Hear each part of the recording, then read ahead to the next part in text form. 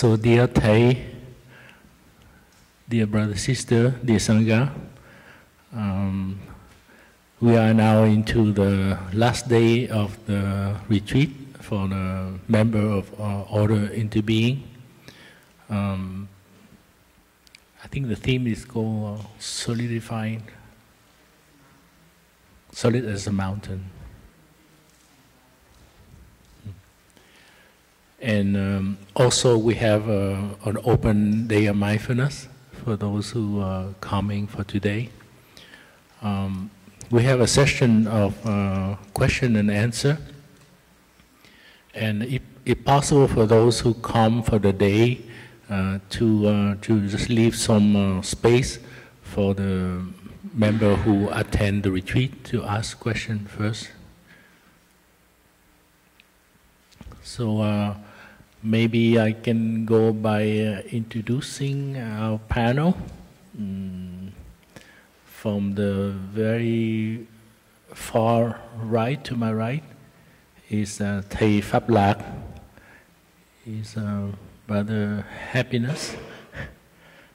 He's a senior monk here at Cliff Monastery. And next to him is Sister Joane Friday from Rhode Island Sangha. She's very active lay Dharma teacher, giving many retreats all over the U.S. And next to her is Brother Junko. He's one of the elder lay Dharma teacher from Maple Village in Montreal, Sherbrooke area. And next to him, on closer, is Mitchell Ratner. He's also one of the senior lay Dharma teacher from Washington, D.C. area, with Washington Mindfulness Center. And next to me is Sister Nghiem. She's the flower. She's also one of the elder nun in the Blue Cliff Monastery. And I think today I'm the baby monk. Brother Dharma Emptiness of Khong, myself, yeah. So we have a summary of what the retreat is. I think we have a wonderful introduction by the organizing team. The whole panel organizing team come and share with us.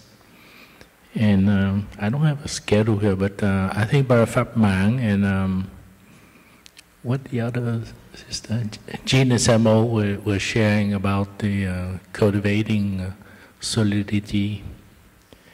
And we have wonderful, I think, panel. I don't remember John Bell and Sister Chuval were sharing about what the obstacle, what the hindrance, and things like that. And we have a workshop with Sister Ocean and Maricela about basically what I remember is about the inclusion, exclusion from the circle, and how does that feel for all of us. Yeah, and Sister Nghiem and John Betty about cultivating solidity also. So by now, I guess either you have solved all your problem or you have a lot of questions.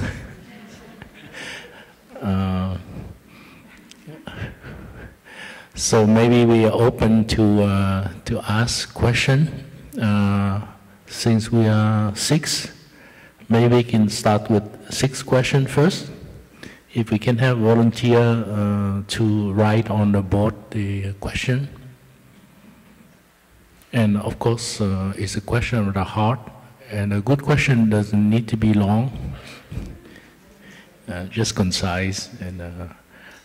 and having to do with the practice, something dear to your heart and not too much theoretical.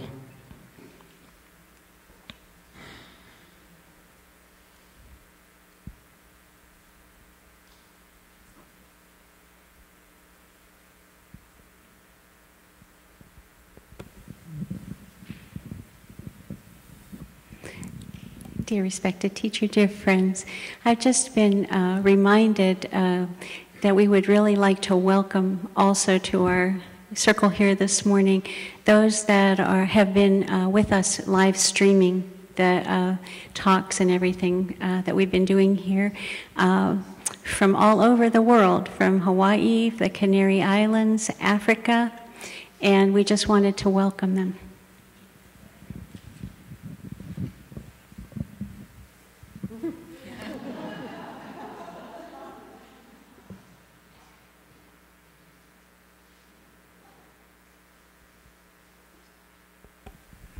So if you have a question, if you can raise your hand, and somebody will bring a microphone to you, unless you have a baritone voice.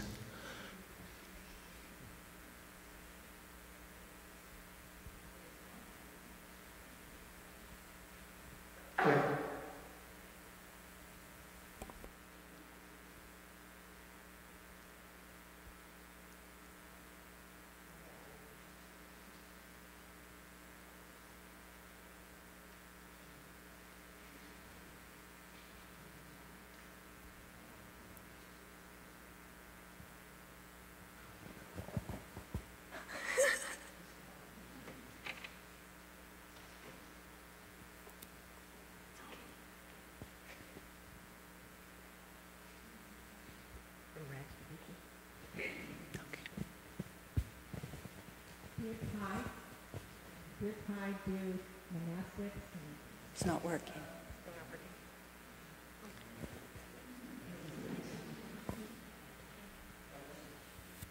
Hello? Instant power. Dear Thai, dear panel, dear brothers and sisters, dear people who are coming on video, I really enjoyed the talk on hindrances and obstacles, and here's the problem and the suffering. I have too many desires.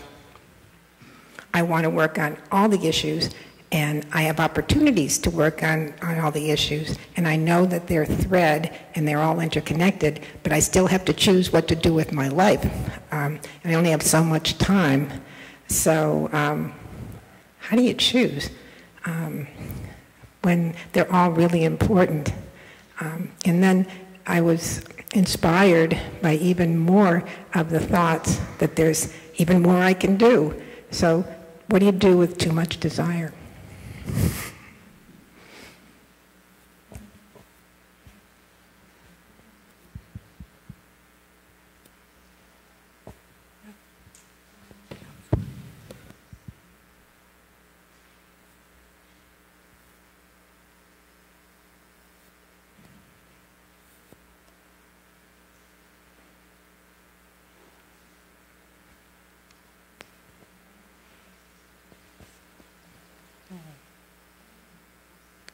So dear Thai, dear Sangha, my question also goes connected to that one. My question is how to avoid burnout and still be able to be in the midst of suffering. I know that there's a lot of suffering around, and I also have the desire to help, but then I get overwhelmed.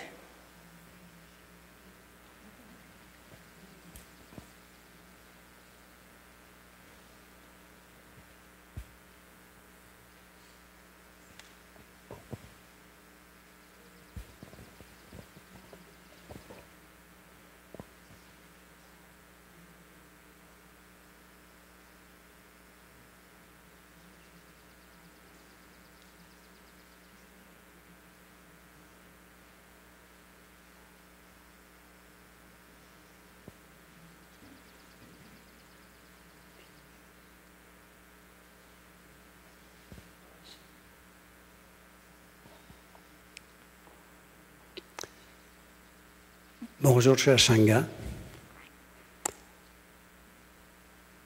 Ma question est un petit peu comprise dans les questions qui sont déjà posées, mais j'aurais besoin vraiment d'éclaircissement sur le fait de s'engager dans le bouddhisme et d'être impliqué au quotidien dans les travaux quotidiens d'organisation et de réalisation dans ma sangha.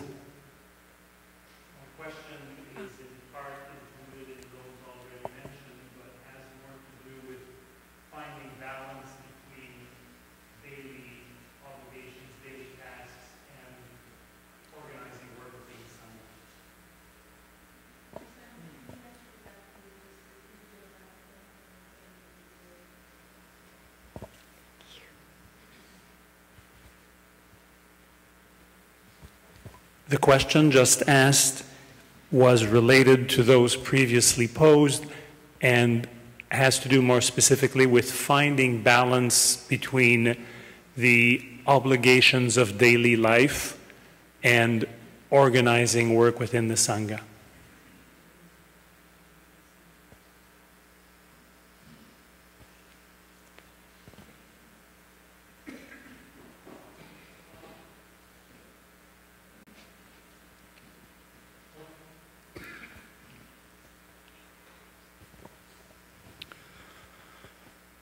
Dear Thai, dear Sangha, my question involves from the workshop that we did in terms of inclusivity.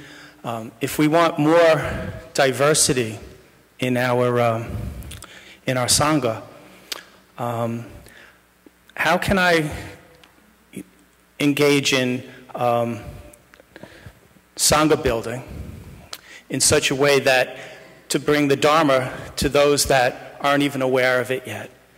So in what ways, methodologies in our practice do we use that would be, I guess, somehow different than other religions that do evangelizing and that sort of thing, of bringing the word to the masses? How do we spread the Dharma? What is the way in which this practice would go about doing something like that? Thank you.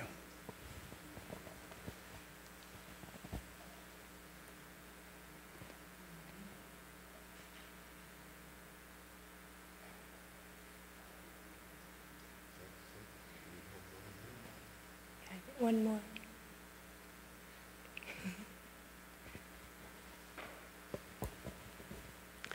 Dear Thay, dear brothers and sisters, dear friends, we received a question as a request for consultation that we thought might also be useful to bring to our panel, which is, with our incredibly busy lives, how do we, what are your thoughts on how we can meet the commitment that we have made for 60 days of mindfulness a year? You didn't hear that? Did you hear that? Okay. Some people didn't hear. I'll repeat it. The question that came to us via the consultations was, how do we meet our commitment for 60 days of mindfulness a year given our busy lives?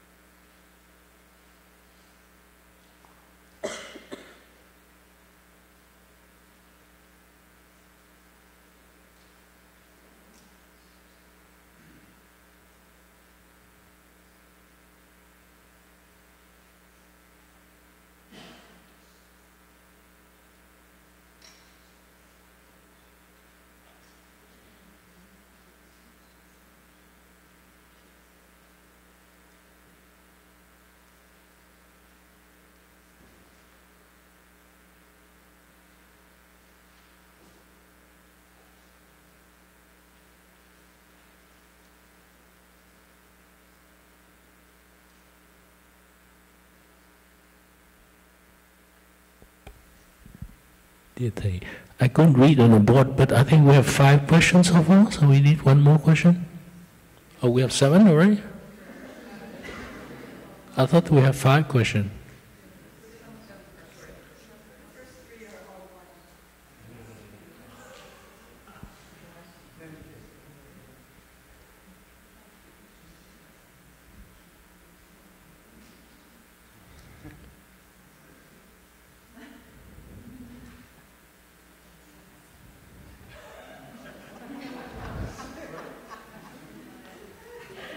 Okay, so there is like 5 questions.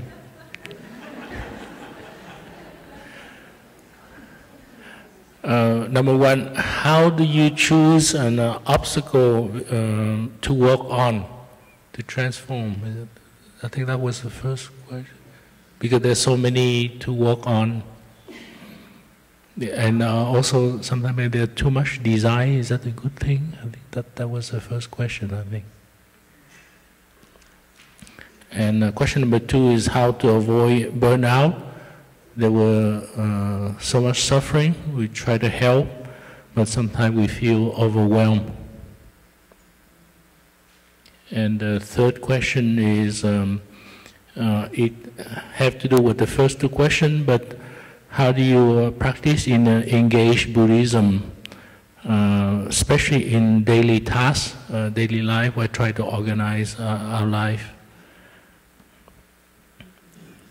And the 4th question is, how do you spread the Dharma to other areas that we haven't done? And because there seems to be a need to change people's mind. So how do we go about doing that? And the 5th question is, how can one commit to have a 60-day mindfulness? Especially when have a busy life. Has to do with the requirement of being a member of Order into Being to commit 60-day mindfulness a year. So those are the summary of the 5 questions.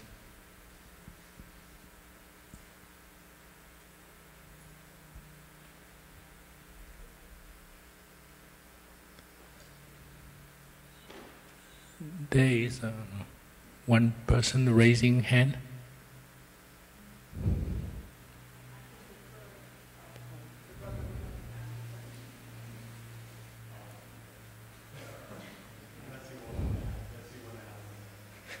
Sure, I'll take those. Thank you. As an aspirant for the Order of Interbeing, I'm trying to organize some studies, and I've, read the Heart of the Buddha's teachings, even closer. Okay, thank you. Read the Heart of the Buddha's teachings and listened to the Sutra Call. I'm wondering if there's any way of organizing the study that you feel would be recommended.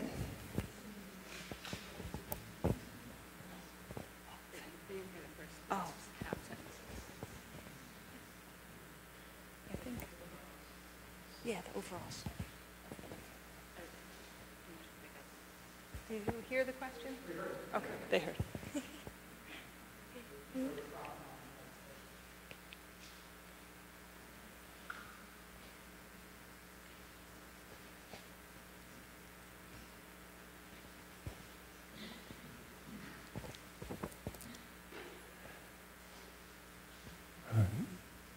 Dear beloved teachers, dear respected Sangha, thank you for allowing me to ask a question. I see the brothers and sisters up there, and makes me really want to ask, because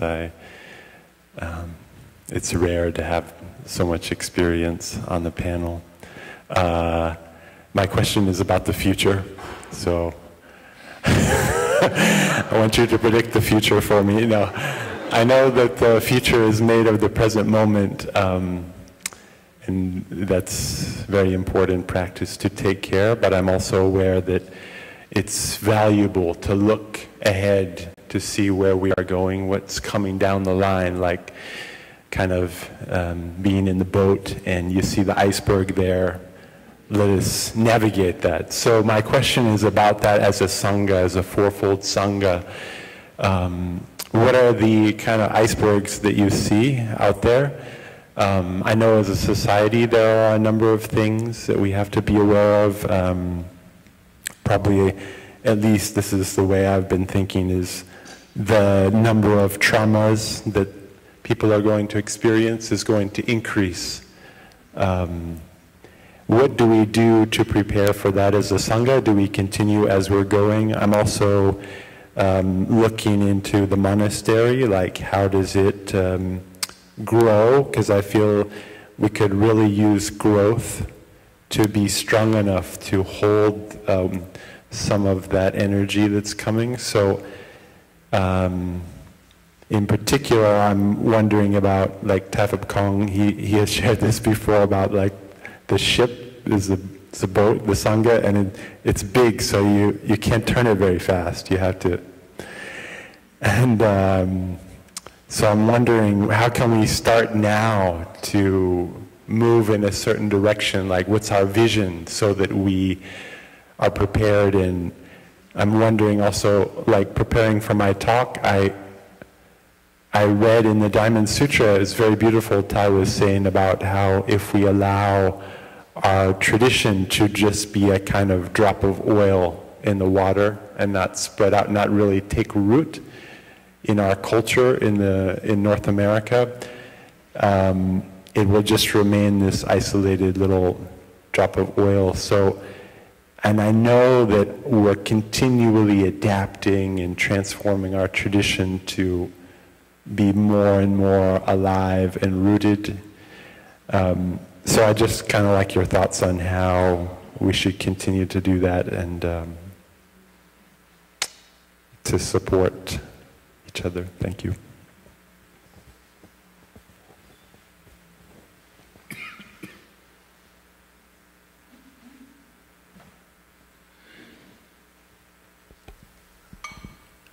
So, dear Thầy, dear Sangha, I think we have 7 questions now. So maybe we can listen to one sound of bell and refresh ourselves first.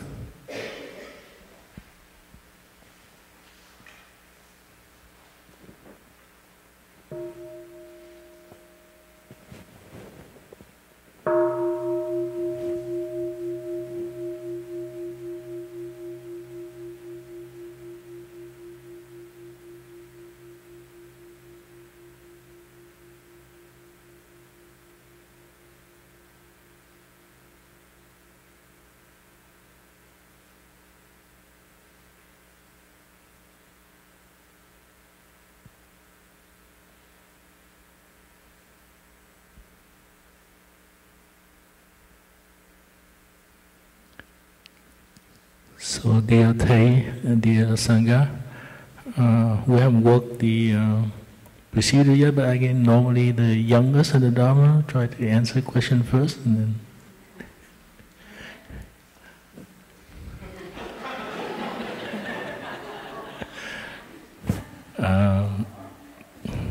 maybe I try to answer the question of the one aspirant about how we organize the study.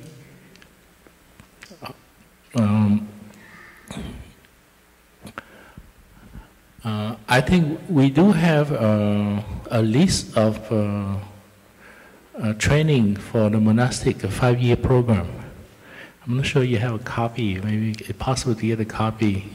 That's for the training for monastic, and it could be applying to the lay friend as well.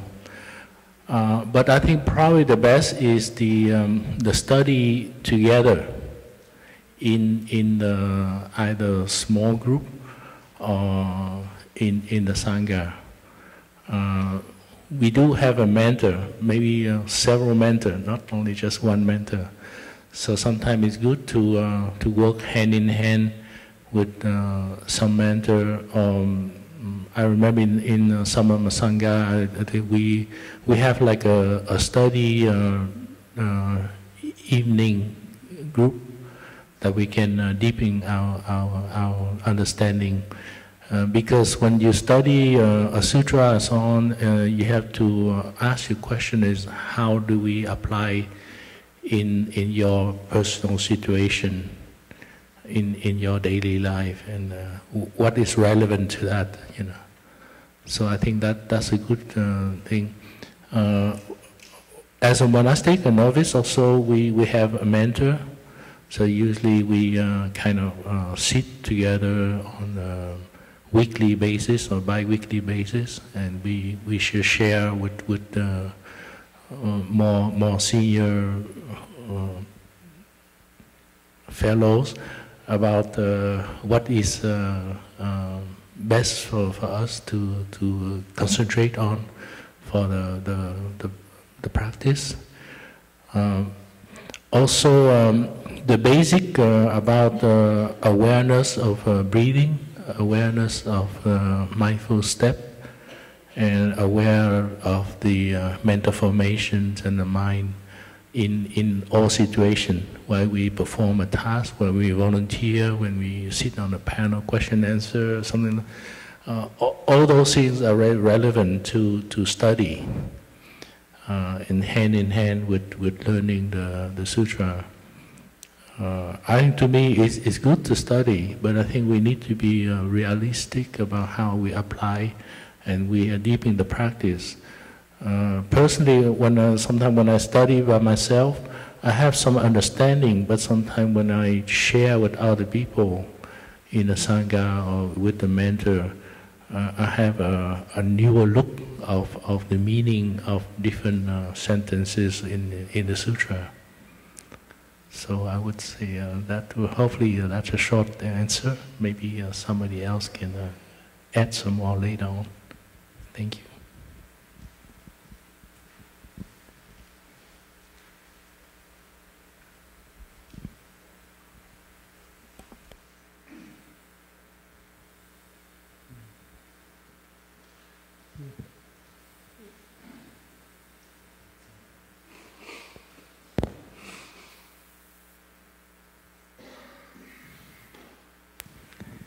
Dear Thai, dear family, I have a couple stories that I think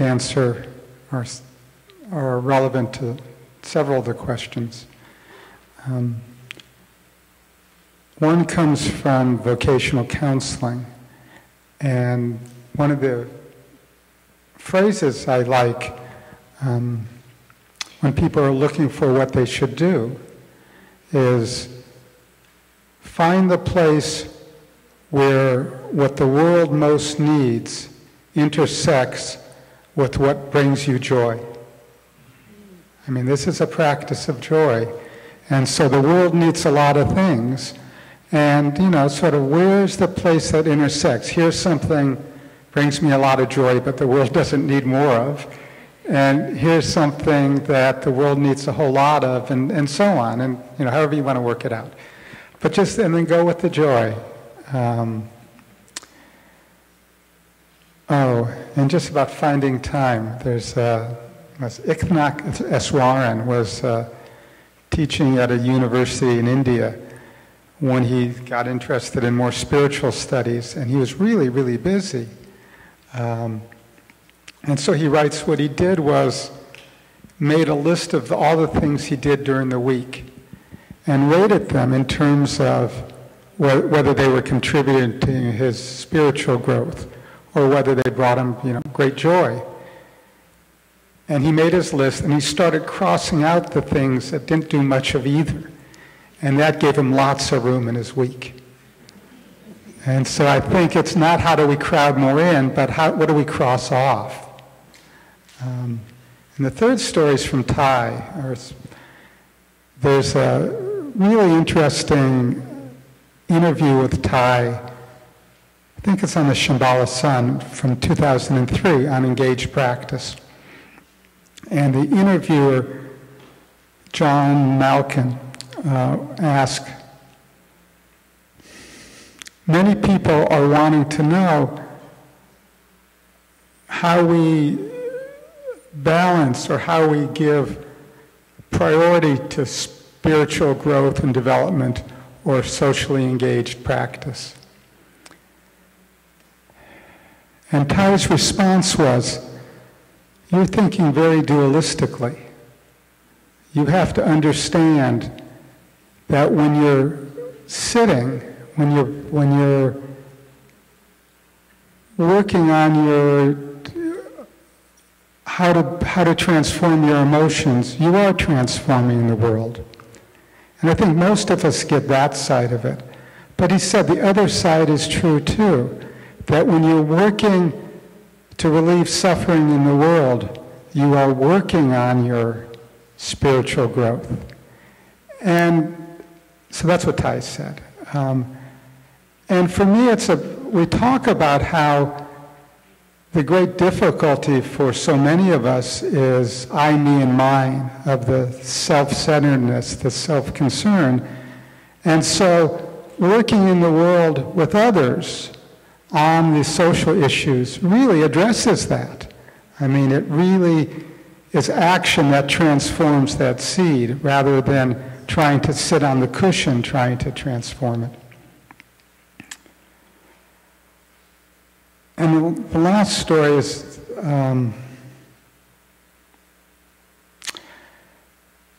the program we did on racial awareness was really helpful and is very interesting in understanding the bases of implicit racism in ourself and prejudice and stereotyping.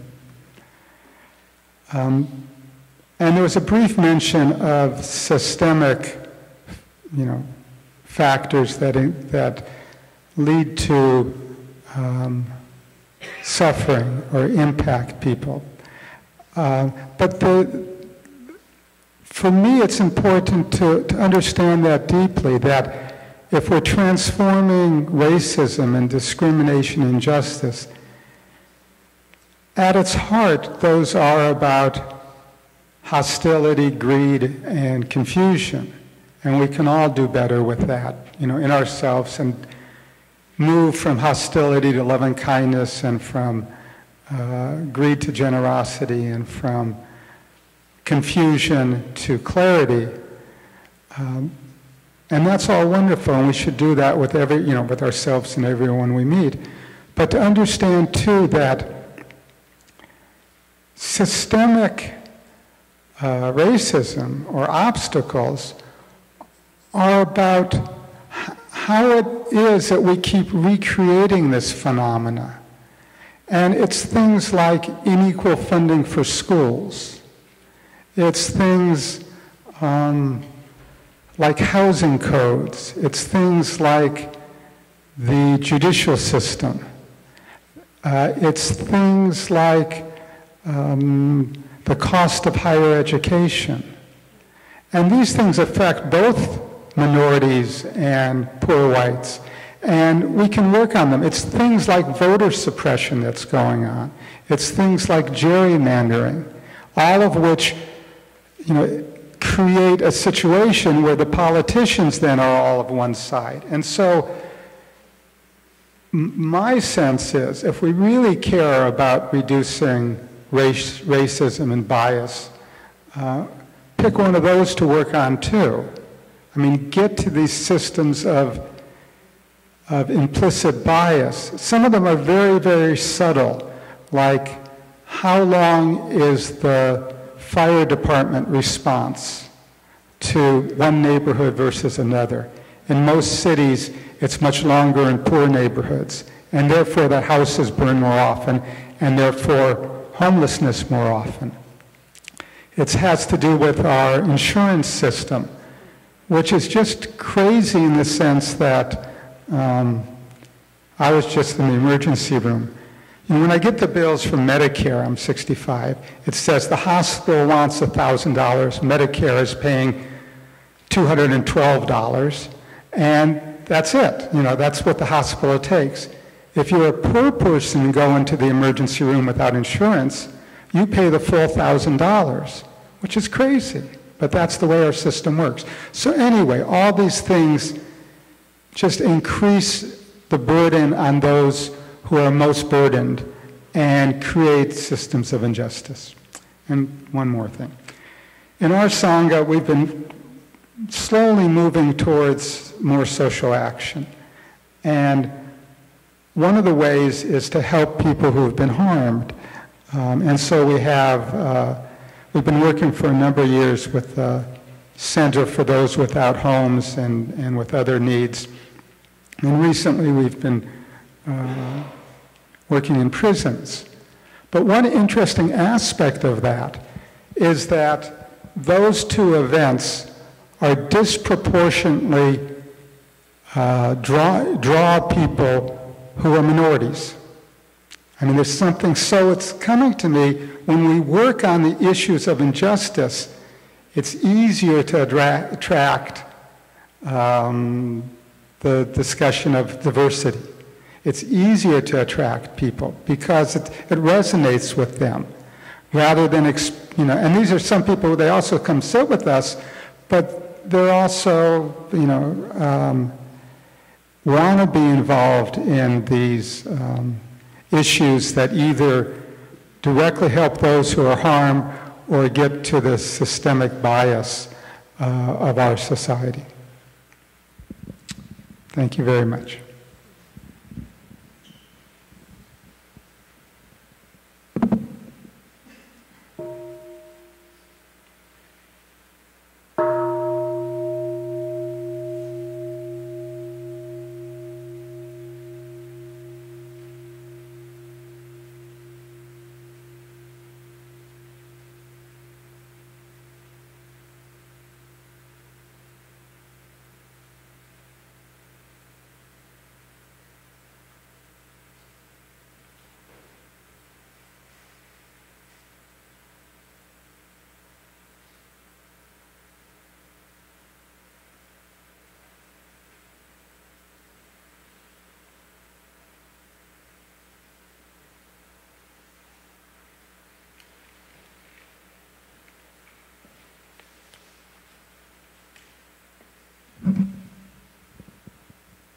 I'll try to answer.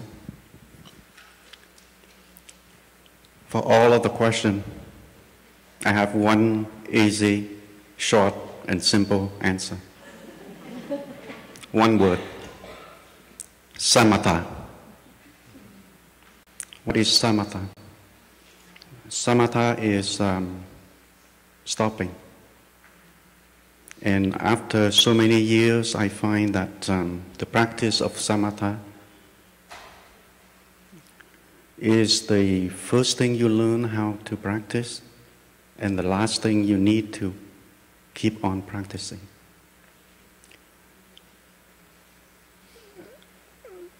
Samatha is very well explained, as I mentioned here last year, in the 14th verse.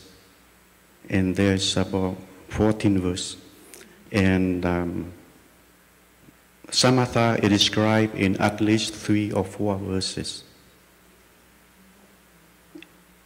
So how do you practice samatha? Samatha is stopping. And you stop what? You stop and you go back to your breathing. Breathing in, breathing out, go back to your mindfulness. What is samatha? Samatha is calming. You're breathing in, you calm your body. You calm whatever. You calm your feeling.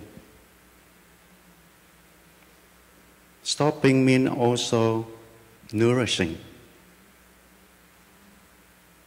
Stopping also means also healing. When you are in anger, when you have so many things to do, what's the thing to do? What do you choose? Which one I worked on? Don't work on anything. Just stop. Get back to the breathing. And with the breathing, with the stopping, with samatha, with the calming, with the nourishing, with the healing, then everything gets calmer, clearer, And exactly like what I shared last night, the blue water have settled so limpidly. Even there's 1,000 rivers with water, those 1,000 rivers will reflect the face of the moon. So you don't have to do anything. Just practice stopping, samatha. Until we stop, we don't know that we are going to burn out. Until we stop, we think this is the priority. I'm not talking about social justice. I'm talking about daily activities. Like in the morning, I know that, okay, 10:30, we have a Q&A. Now it's 9:30. I don't know what to do. What is the priority right now? So let's take a walk. So I go back to my breathing. I go back to my walking meditation. I know that, wow, I won't be comfortable if I haven't done that, if I'm brush my teeth. So maybe this is the thing that I should do. So when you are calm, when you stop, your thinking slow down, and you see exactly what you need to do. And the thing that you need to do then, because there's so many things. Or maybe I could decide, okay, I know that I want to say goodbye to this sister or that brother. He's leaving at 9:45 or something. So which one do I do first? So, what are the things that, this is what I call insight. Insight is you don't do anything. You just practice samatha, and then you know this is the thing I need to do in the few seconds. And when you do that, the mountain cliff is so beautiful. And every time you look at it, each time you look at it, it's a new beauty. This is the miracle of the practice. And this is the miracle of samatha. How do I know that I have made my 60 days? If I don't practice the stopping, I wouldn't know that I have made my 60 days. I don't count my days, but I count what I see in me when I practice stopping. I see that my practice is strong, is stable. I can feel the pain of the older people, and I have the energy to give the joy, and I have energy to bring out the pain out of the older people that I wanted to help. So forget about 60 days. 60 days is just a relative number, but it is a good number.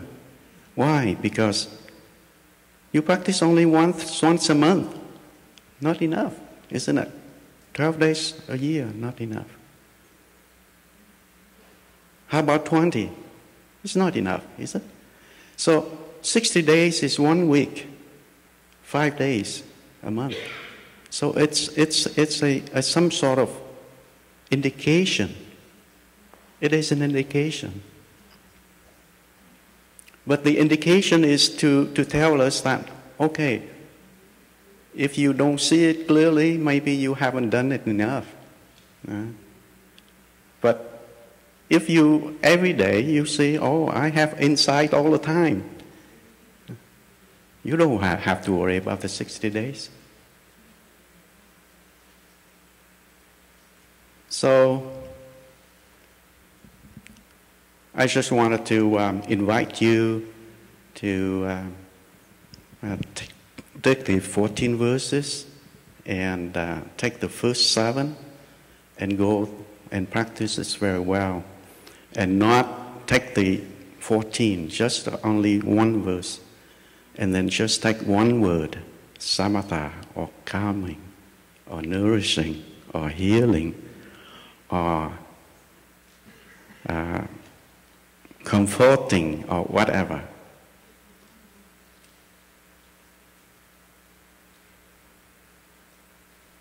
The other part of the samatha is vipassana. The vipassana is complementary to the other practice. So when we have stopped, we can see things clearly. Then you start to see a lot more in details. And not only in details. Because if we are talking about feelings and what is within us, you are going deeper into what's going on inside of you. So, this is a practice of looking deeply, getting deeper to understand and to see clearer. You don't have to write down. Everything is written here, you know. Opening, touching the source of understanding on one side. Khơi nguồn hiểu biết. Touching the source of understanding. Mở lối yêu thương. Opening the door of compassion. So you touch the source of understanding. How? Samatha. You open the door of compassion. How? Samatha. Because when you touch, you stop and you see things, you look at the suffering, then your compassion grows. And then when your compassion grows, and you keep on practicing samatha, stopping, and you know that, oh, I cannot walk. I cannot go down to do the march, but what can I do? And then you know what you need to do. Thank you very much.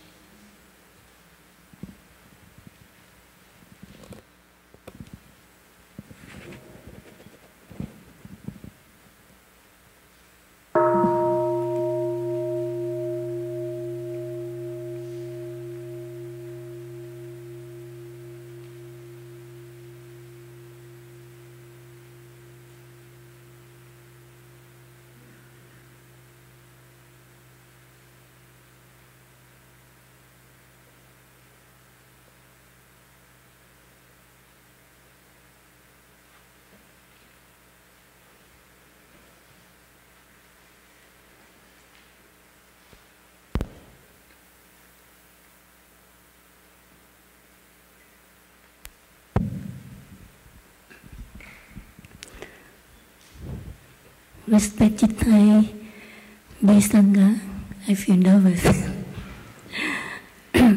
Welcome to the OI retreat. I love very much the OI retreat because I feel like the retreat for the Bodhisattva. The assembly of all the Bodhisattva. So I felt the energy much different from the ordinary retreat. I very appreciate on your presence, all the interbeing from everywhere. You come here for the retreat. Anytime the OI retreat in here or in Plum Village, I love it very much. I always would like to attend 21-day retreat, especially when his health is strong health, and all the interbeing came to Plum Village, and the energy of all the interbeing is very strong and a lot of power for myself. So I just want to share with you my feeling. So now I would like to share the question of Brother Phap about the future of our Sangha, how we move our boat to the direction of the Fourfold Sangha, right? So when you talk about the boat, it reminds me one of Thai Dhamma talk about the Sangha boat. I remember he said that if the boat to keep floating on the water, it needs to be have the balance weight to carry on the boat. If the boat is too heavy or shaking, then the boat can drown in the ocean of water, in the water of oceans. You understand? Yeah. Like one Thai said, if we put the big stone on the boat, so the boat cannot move, and also the people on the boat, if we're not calm, we moving or shaking, then the boat can, when they meet the stone, then the boat can drown in the ocean. So, for my son, how to keep our Sangha boat stable and move forward. So each member of the Sangha has to be practice stability. The practice of mindfulness is our foundation practice, right? In our daily life, how we maintain our mindfulness in our daily life, for me, it's a small thing also, the practice of mindfulness. Like when we wash our bowl, and we put on the rack, we need to put the right place. We not just wash and you put there, So this is one thing of mindfulness, small thing. Like they always remind us, when we go to restroom, we brush our teeth, we know how to brush our teeth. And so this is one thing, we think that is small. We don't take notice, we don't care. But it's very important.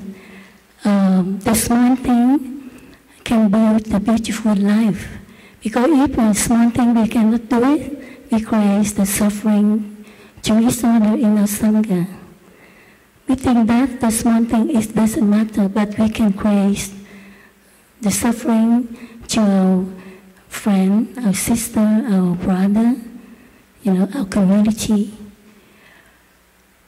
And so we need the practice of mindfulness is the crucial, the foundation of our Sangha for the future. And of course, I remember they said, everything in this world, we have cause and condition. Without condition, everything we cannot, if the condition not sufficient, it cannot manifest. It's also if the Sangha has to be available, suitable with modern life, we also need conditions. I remember just 10 years ago, 15 years ago, we don't have wake up movement, but now wake up everywhere. And also Edith Buddhist, Edith Applied Edith Buddhism retreat. Also now we have everywhere. So we can see that the Sangha we have moved forward. And in our monastic life, I remember in the past, every time when we went out, the sister, the bride always told us, you need to wear scarf. If you don't wear scarf, you have to pay $5. I remember one US tour in America, when we went on the bus, and they said, look, the sister, you wear scarf. If you don't wear, you have to pay $5. So I said, whoa. So we don't want to lose, we don't want to lose $5, we need to wear scarf. But now, in our community, some sisters don't like wear scarf, but we then would say, you have to do it. Because now is maybe a little bit change. And we also opened. I do not say to my younger sister, you have to pay $5 if you wear scarf, and if I say, no one listen. Because I'm much different from our teacher, right? But I don't think that it make me angry or sad. I think that is not important. The important is how to make the people around us be happy. So with my teacher, because he would like to build the Sangha with a lot of art, and so we follow his teaching. But I think I remember I also said one more talk. He said that maybe in the future the mantra will wear the blue, not the brown. He said maybe 100 years or 50 years later. So I remember.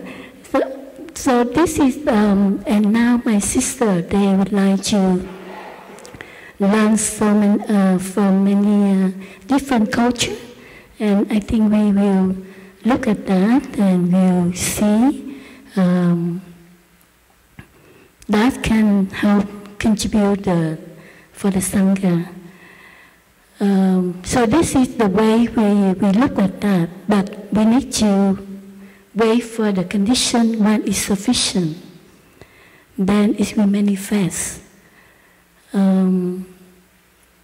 But the first thing for the Sangha, the sister or the member of the Sangha, we need to keep our practice stability, and that is more important.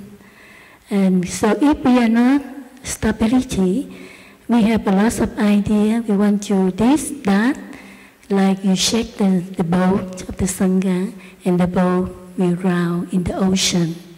So each member in the boat, you have to keep your responsibility, your role, like the role of monastic, the role of lay people. You just complete your role, like in Chinese words, they quân quân phụ phụ tự tử. It means a child has to be a child, a father has to be a father, a teacher has to be a teacher. So a monastic, you have to be a monastic. A lay people, you are a lay people. OI member, you are OI member. Just keep your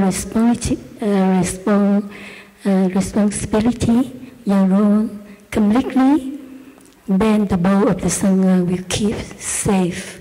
That's it, my opinion, that's my idea.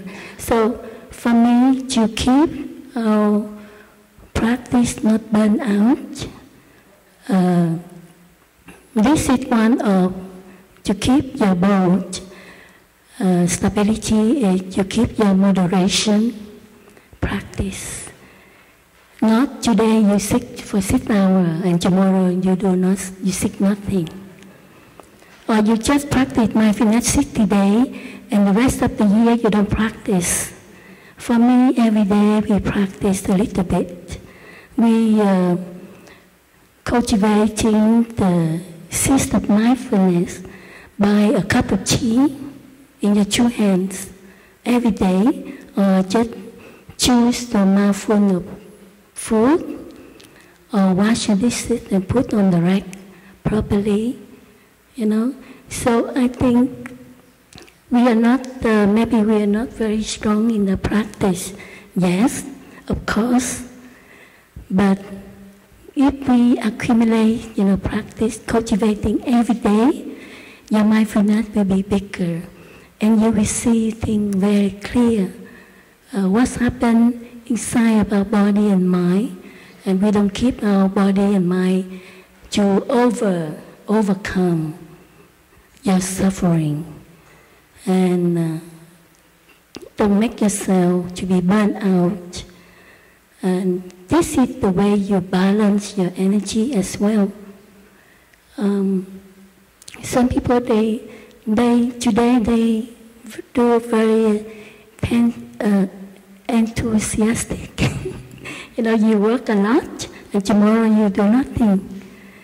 For me, that every day we work, every day we practice. We try to keep like that for ourselves, and we schedule for our life every day. And even though someone is make you suffering, anger, but you need the practice of mindfulness can help us to realize, to see that this mental formation is nourish you or not. If not, then you let it go, and you generate your compassion in you, and you love yourself.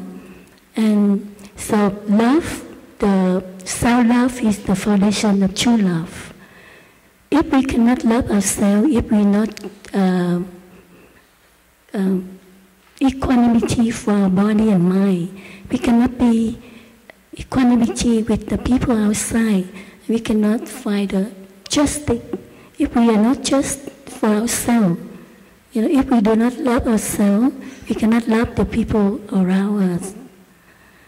And so I think that, and we do not expect ourselves too much to be like this, to be like that, or we expect the other people to be like this, to be like that. Then we have less suffering. But if we expect, we ask the person around us to be like this, to be like that, or be like this, be like that, we create suffering for our own self. So I remember one monk in Vietnam, he said that we cannot ask life to be perfect, but we need to ask ourselves, do we have happiness, increasing our happiness every day? So I think this is, I learned from this sentence, I think it's very nice. So we will be more peaceful and happiness for our life. Thank you for listening.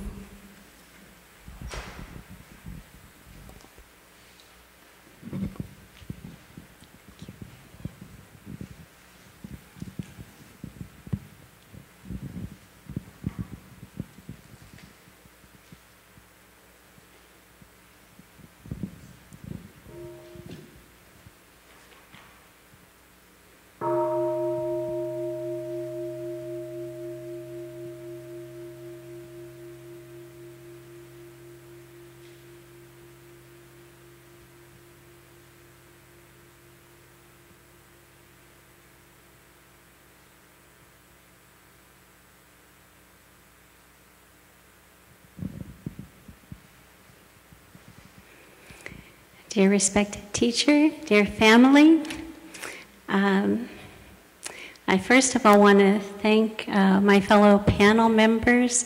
It's been very rich for me. I hope that it has also been for you. beautiful reminders of what it's going to take to keep the boat steady, what it takes to keep each one of us steady, and each one of us is co-creating the collective.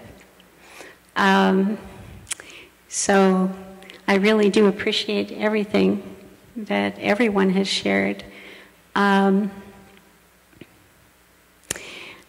think that Thai has also said that compassion is a verb. And so when we have achieved some stability, when we have an open heart and a clear mind, and we have stopped long enough to look deeply to see, like Thai says, when you let all the mud settle, you know what to do and what not to do. So that becomes pretty clear. I can hear people saying we've got too many choices. It's absolutely true. There are infinite possibilities, but that doesn't need to be a problem. That can be a good thing. We have plenty of work to do. We'll never be unemployed. We have a lot to keep us occupied. I've recently been reading Thai's book, At Home in the World, and it is wonderful. If any of you have not read it yet, I would definitely recommend it. In there, he talks a lot about his experiences in Vietnam and during the war with Martin Luther King. And there's one story that he tells about the village of Tralok being bombed over and over again and destroyed and having to be rebuilt. And it gets destroyed 3 times. And there's a question as to whether do we still rebuild after all this time. And Thai tells he gives a beautiful account of his own despair, that he was falling into despair. And he talked about how difficult it was and how important it was for him to come back to his breath and his steps and maintain his stability, because otherwise he would be letting down the young people that he was trying to help. And one of the most important things for me in that whole account, and it's where I feel that it totally resonated with my own experience, was he said that the students came to him and said, "Thai, will the war ever be over?" They were losing hope. And he said, the Buddha has taught us everything's impermanent. So the war will definitely be impermanent. He said, we just need to do our best to accelerate impermanence. A man after my heart for sure. I definitely believe that that is what, as a Sangha, we can do. I believe that when we have a whole group, Margaret Mead said, never doubt that a small group of committed, thoughtful people can change the world. In fact, it's the only thing that ever has. And I truly believe that if every single person in our Sangha commits to being very diligent, just as my companions up here have stressed, to really deepen our practice and be able to find that island in ourselves, to take refuge in the Dharma in ourselves, so that no matter what is happening around us, we are not going to be shaken by it. I think that the world is very unstable right now, and I think that we're going to have a lot of opportunities. We already have, I think, had a lot of opportunities. One of Mitchell brought up, along with the hindrances that we talked about, he brought up the poisons that the Buddha taught. Hatred, greed, and delusion. And the delusion is the delusion of a separate self. We have the illusion that we are separate. And I think that if we look at all the difficulties in the world, it will boil down to a total ignorance of interbeing. If we ever had an awareness and we lived in that awareness that we are inextricably connected, that my happiness is your happiness. Yours is mine, and there is no other way. In the peace movement, we used to say that if you want peace, work for justice. And so a lot of people have been calling me and asking me, well, how does that fit in when that 10th mindfulness training of ours that we read this morning says that we will not use the Sangha as a political instrument? So how do we get involved? How do we do that? Well, the next sentence in that very same training says, but as a spiritual community, we're obligated to take a stand against injustice. And the one before that tells us, even at the risk of our own safety. We don't have a teacher who stayed in the zendo when the world was on fire. We are obligated to do our best to deepen our practice, to become as solid as we can be so we can help. We take the Bodhisattva vow. And like my friends up here have said, it can take all kinds of forms. There is no one way. That Mother Teresa says, I don't do great things, I do small things with great love. So we are all, the situation that we're in right now is not about one person. The person has almost nothing really to do with it, except it's the manifestation of the collective consciousness. I remember Thai teaching us during the first Iraq War. He said, you may want to get rid of George Bush. That was George Bush the first. And he said, unless we transform the collective consciousness, we're just going to recreate a George Bush. And we did. So, that is our mission if we choose. We don't want to me, our challenge now is to not allow certain individuals or causes and conditions outside of ourselves to water our seeds of hatred and anger and resentment, to strengthen those in us, because then we become exactly what we're criticizing. Okay? We don't need to waste time doing that. We need to be able to confront injustice with nothing but love, and then we're following those trainings to a T. We're not falling into a duality at all. We don't have to. We know that we're all in the same boat. Martin Luther King said, we may have arrived on different ships, but we're all in the same boat now. And we are. To separate out from any one of us is not going to be helpful. I look at that on the large scale, and also I really appreciated Brother Mann's question about how do we go forward as a fourfold Sangha, because we're confronted with those same things in our Sangha. Thai set us up with a very interesting challenge when he said, we're going to be a fourfold Sangha. And what that means is that we practice as laymen, laywomen, monks, and nuns together.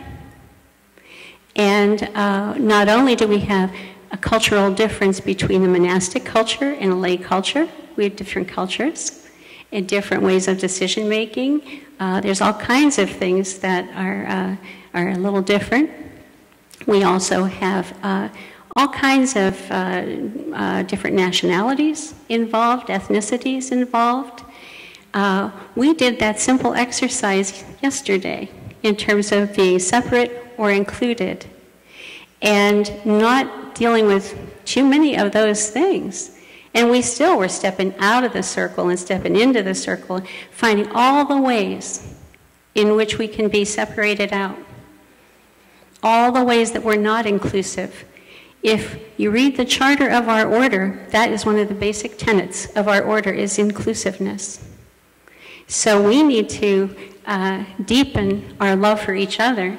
I think that one of the ways we do it is exactly what we're doing now. To have this kind of a retreat where the monastics were on the planning team, monastics and lay together working to come up with, to create the conditions for this all to happen. It's beautiful. It's a really beautiful experience to be able to do that. I think any way that we can deepen our understanding and our respect and appreciation. Thai says at the beginning of every chant, I listen. And it says, no superiority, no inferiority, and no equality complex. If we're practicing that beautifully, that helps a lot. We have a way to get along. What does Thai say about being a Buddhist? He said all labels are incorrect. We're assigning a permanent status to something that's inherently impermanent. He said all Buddhists are made of non-Buddhist elements. All lay people are made of non-lay people elements. All monastics are made of non-monastic elements. And so I think that in order to have our practice flourish in the West, in the Buddhism, the one thing that is so beautiful, I think, about it is every country that it has moved to, it has been adapted by the culture of that country. And so, and Thai is the perfect embodiment of, he has been right on the cutting edge of innovating change within the community in order to be vital and alive for whatever time we're practicing in and in whatever culture we're practicing in. So this is a conversation that I think is, I'm thrilled to have. And I think that it would be wonderful if there were some body set up where we could have monastics and lay together carrying on dialogues about to keep, it's even in terms of doing, setting up like Thai has told us with Beginning Anew, just flower watering and appreciating and getting a chance to understand better and work together better. To me, that would be something that would help us maintain a very steady boat through really troubled waters that we're going to be navigating. And I think that the fact that people are talking about burnout, I think one of the ways that we help and keep from doing that is to envision ourselves. I remember, and I think it was the book's Friends on the Path, that the Sanghas referred to as a flock of geese. And when you watch a flock of geese, the first geese in line, the point goose, when they get tired, they fall back, and another goose takes its place. And the ones in the back are riding on the draft of the ones in front. So they're taking a rest. And I think when we can operate as a Sangha, that's exactly what we do. That we need to always be aware of what is my capacity at any given time. When we get up in the morning and we do our morning practice, what's my capacity? And if I have the capacity of a teacup, I need to limit my activity. If I have the capacity of a river, bring it on. I'm available. When we can be aware of that and accept that in ourselves, I think that can really help. I think the other thing that can really help is to take action. That I had a saying on my desk that said, if you want to increase fear, procrastinate. If you want to decrease fear, act. And I find part of my daily practice now is writing a letter or making a phone call to Washington. And I do it in the form of Beginning Anew. And I say, dear Senator so-and-so, I can't thank you enough for your dedication and all that you've done. And say that at this point, I'm feeling that our national security is threatened. And this is my perception, and this is why. Now, if my perception is incorrect, I would really appreciate it if you could correct me. If it is correct, I would really appreciate it if you could publicize that and let us know what we can do to help. Love and kisses, Joane. Okay? But I think that we can carry our practice into action. I think it's possible to do both. And that's exactly what Thai has taught us. I mean, we couldn't come up, he has worked 70 years of his life to transmit to us these practices for exactly the situation that we're in. We could not have a more powerful embodiment, a more powerful role model to guide us through the times that we're going to be needing to go through. And I really, really am thrilled that we have a Sangha. I'm really thrilled that the Sangha is open to looking at these kinds of things together. And I just can't offer enough appreciation to all of the monastics, like I said, who have helped with this, who have opened up this space for us, who have cooked, fed us. We're nourished in every possible way. And not only that, but to maintain the energy of their practice so that we can come here and marinate in it is a huge, huge gift. So I offer my deepest gratitude.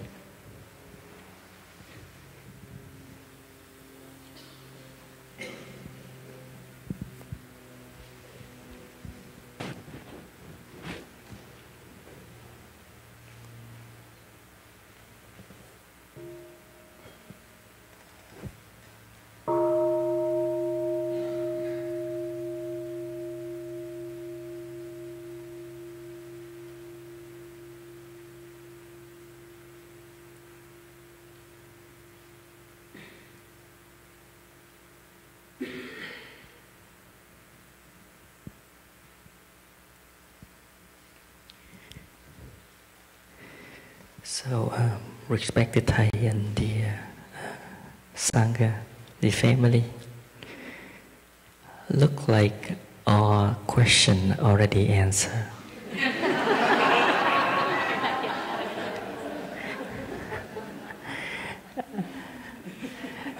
I keep my silence and back up a little bit so they don't see me. I'm okay. They don't need to see. But I look like I have to say something.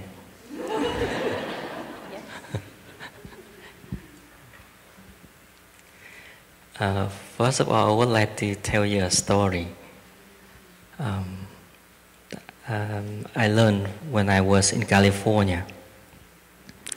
I have a friend, he came to us one day and he shared he's very busy at work, and every time his wife asked him to have more time for his family and for his children, and he said, "No, I'm very busy. I'm kind of very important person in the company, and I cannot miss that meeting, and I cannot skip that and skip this." But until one day, in California, so we have an earthquake. And one day we have a very kind of heavy earthquake. And at that time, he in the company. And a lot of street, freeway block, and all traffic jam. And some kind of the landline phone gets stuck. And he said the first thing he think about is not his company, his family. What happened to my wife? What happened to my children right now? They are at school, they have saved yet. And when he told me that, and I kind of learned that insight from him. And sometimes we think we busy, we cannot drop it. But something happened. What are we thinking? What are we thinking? The first thing.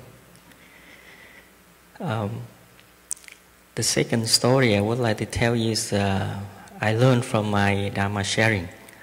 I know it's not appropriate to share in the Dharma what we learned from our Dharma sharing. We cannot share it out. But I just said just a little thing. I hope. It's a beautiful story. I think you should learn that. You should hear that, yeah. And that's what I learned. The story from my Dharma sharing. One sister, she shared, she noticed she have a cancer from a doctor. And at that moment, she kind of said, just a brief story. And but she asked herself, what do I want? I want to live in fear or I want to live in peace?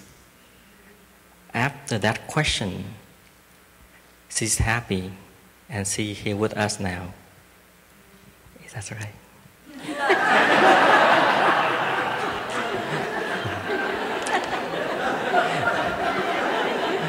I didn't say the name. I didn't say it.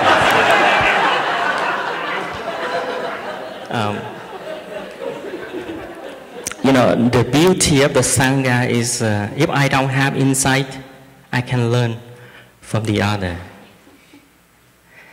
And what I learn is every time I choose, every time I want to act, I have to learn the insight first.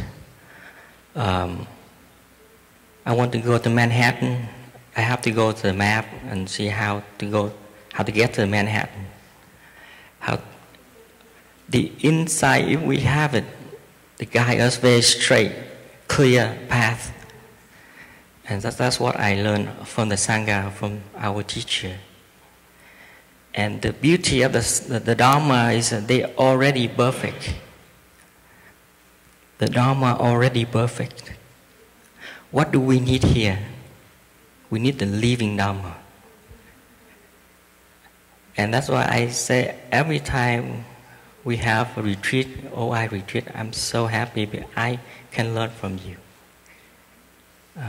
We learn each other, we support each other, and that's what we want.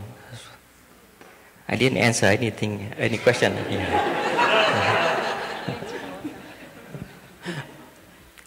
Thank you. I see time with out of time, right? I think John Fry, they know me. I can talk over and over again and again and again. I have too much to say. So, but we have to stop here. I don't want organizing team to complain me. So, thank you very much, and all your question and answer are very beautiful. Thank you very much.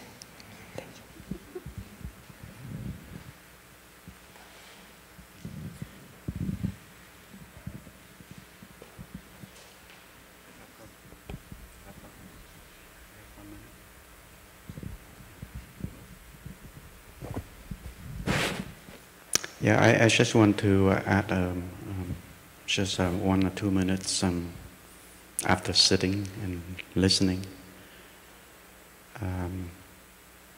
The one thing I'd like to say is I do really appreciate and a lot of gratitude for all of the brothers and sisters, particularly the brother and sister in the monastic, and also all of the people who came here to sit together as one body. And I can feel all the dedication, the willingness to help.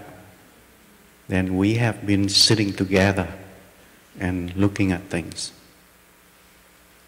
But within that body, each one of us will have to sit and see what we can do.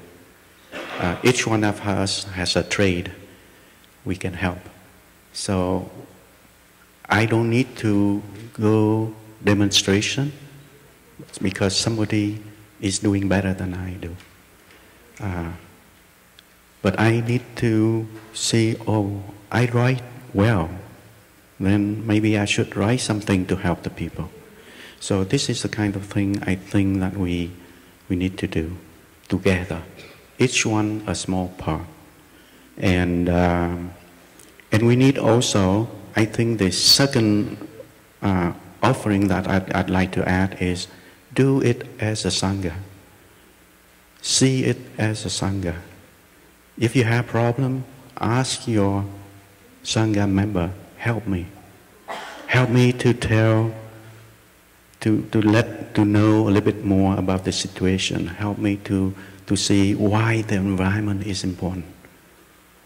And then I need to see whether I'm myself, this character, this personality, my condition, what I can do.